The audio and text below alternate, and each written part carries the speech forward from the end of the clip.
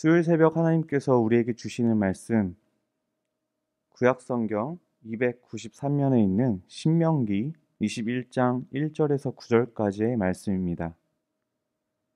구약성경 293면에 있는 신명기 21장 1절에서 9절까지의 말씀입니다.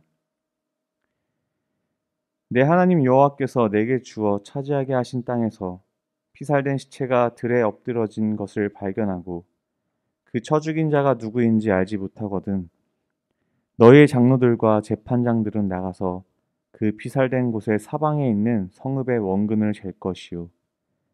그 피살된 곳에서 제일 가까운 성읍의 장로들이 그 성읍에서 아직 부리지 아니하고 멍에를 매지 아니한 암송아지를 취하여 그 성읍의 장로들이 물이 항상 흐르고 갈지도 않고 씨를 뿌린 일도 없는 골짜기로 그 송아지를 끌고 가서 그 골짜기에서 그 송아지의 목을 꺾을 것이요. 레위 자손 제사장들도 그리로 갈지니 그들은 내 하나님 여호와께서 택하사 자기를 섬기게 하시며 또 여호와의 이름으로 축복하게 하신 자라. 모든 소송과 모든 투쟁이 그들의 말대로 판결될 것이니라. 그 피살된 곳에서 제일 가까운 성읍의 모든 장로들은 그 골짜기에서 목을 꺾은 암송아지 위에 손을 씻으며 말하기를 우리의 손이 이 피를 흘리지 아니하였고 우리의 눈이 이것을 보지도 못하였나이다. 여호와여 주께서 속량하신 주의 백성 이스라엘을 사하시고 무죄한 피를 주의 백성 이스라엘 중에 머물러 두지 마옵소서 하면 그 피 흘린 죄가 사함을 받으리니 너는 이와 같이 여호와께서 보시기에 정직한 일을 행하며 무지한 자의 피 흘린 죄를 너희 중에서 제할지니라. 아멘. 오늘은 모두에게 주어진 책임이란 제목으로 말씀을 전하겠습니다. 19장에서는 공동체 가운데 명확히 누가 살인자인지 알 경우 어떻게 대응해야 할지에 대한 절차를 다룹니다. 그런데 본문의 말씀은 부지 중에 살인을 저질렀다면 도피성으로 도피하는 사람이 있었을 텐데 이조차도 알 수 없어 살인자를 찾기 위하여 수많은 노력 속에서도 범인을 찾지 못한 상황을 바탕으로 펼쳐지는 말씀입니다. 이후에 어떻게 이 땅 가운데 흐린 피에 대하여 책임을 제거할지를 알려줍니다. 사망자가 발생한 곳에서 가까운 지역의 장로가 살인사건에 대한 피의자가 치러야 할 죄에 대한 대가를 아무것도 알지 못하는 송아지를 대체물로 삼아 죄에 대한 책임을 전가하고 죽입니다. 이 본문에서 우리가 집중해서 생각하고 살펴보아야 할 것은 누군가의 죄를 피하기 위해서 송아지의 목을 꺾었다는 것이 아닌 공동체 전체가 한 사람의 죽음에 보여야 하는 반응입니다.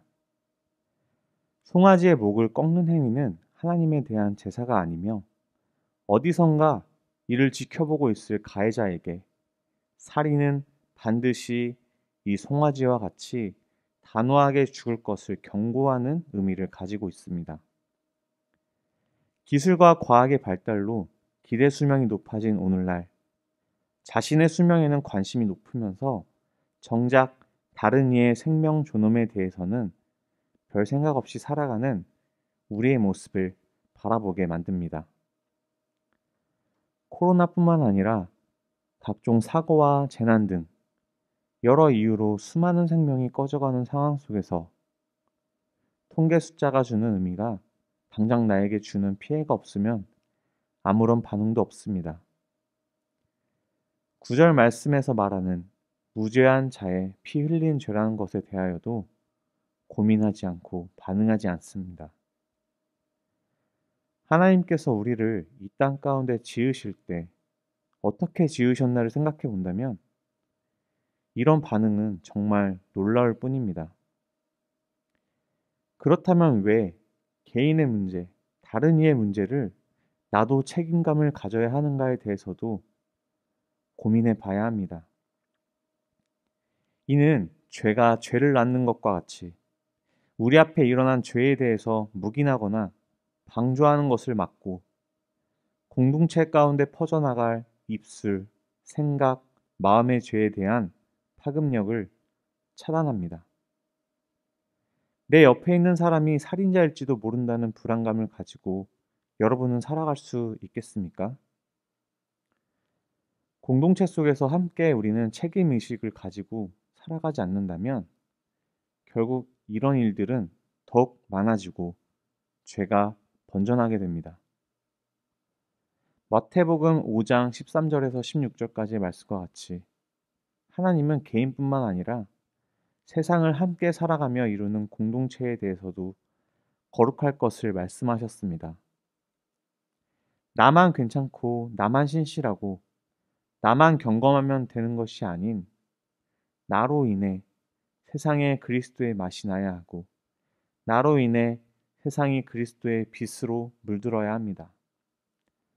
서로가 서로를 위하고 서로를 생각하고 서로에게 복음을 전할 때 세상의 모든 이들이 서로가 하나님을 이야기하고 하나님을 나눌 때 그곳은 하나님이 거하시고 하나님이 함께 하시며 하나님을 기뻐하는 하나님의 나라가 될 것입니다. 그러기 위하여 먼저 내 안에 있는 죄를 살펴보길 원합니다. 죄를 짓고도 아무런 감정 없이 생각 없이 품고 있던 죄를 끄집어내어 송아지의 목을 꺾은 것과 같이 죄를 온전히 꺾어버리고 하나님의 공동체 앞에 당당히 설 수 있는 우리가 되길 소원합니다.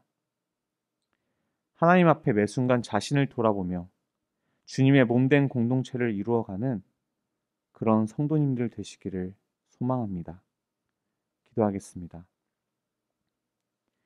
오늘도 살아서 역사하시며 우리를 돌보아 주신 하나님 아버지, 우리 모두 하나님이 지어주신 너무너무 귀중한 생명들인데 우리가 내 옆에 아프고 죽어가는 영혼들을 우리는 아무 생각 없이 바라보고 아무 느낌 없이 살아갈 때가 너무나 많습니다. 하나님이 주신 그 귀중한 생명들 한 명 한 명 하나하나가 그 안에 온전하신 주님의 교회, 온전하신 주님이 거하시는 자리임을 우리가 잊지 않게 해주시고 한 영혼이 죽을 때마다 한 교회가 죽어간다는 생각으로 우리가 그들을 온전히 돌아보아 우리가 공동체 의식을 가지고 영혼을 살리기 위한 노력을 더욱더 열심히 할 수 있도록 도와주시옵소서. 우리는 부족하고 연약하여 우리 힘으로 할 수 없는 것이 너무나 많습니다. 그러나 온전히 주님을 의지할 때 주님께서 주시는 힘으로 우리가 더욱더 힘을 내고 우리가 우리 주변을 돌아볼 수 있습니다. 주님 매 순간 우리와 함께 하시고 우리를 지켜봐 주시고 우리를 돌보아 주시옵소서. 오늘 하루도 우리가 온 땅 가운데 주님을 드러내는 자들이 되기 원하오며 모든 말씀 예수님의 이름으로 기도드렸습니다. 아멘.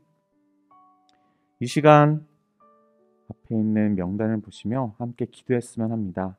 첫 번째, 오늘 말씀 들으신 것에 대해서 우리 모두에게 주어진 책임이 무엇인지 우리 주변의 이웃들을 돌아보고 사랑하고 그 영혼들 가운데 우리가 주님의 교회임을 잊지 않고 살아갈 수 있도록 기도하셨으면 합니다.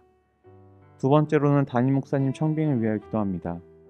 연희교회가 한 몸을 이루는 지체로서 머리 대신 예수님의 말씀과 뜻을 잘 전달할 수 있는 준비된 목회자를 모실 수 있도록 성도들의 영혼을 사랑하고 푸른 초장으로 인도하며 영혼의 생수를 마시며 성장시키는 목회자를 모실 수 있도록 사람의 생각과 방법이 아닌 오직 주님의 뜻과 방법으로 준비된 목회자를 모실 수 있도록 함께 기도해 주시기 바랍니다.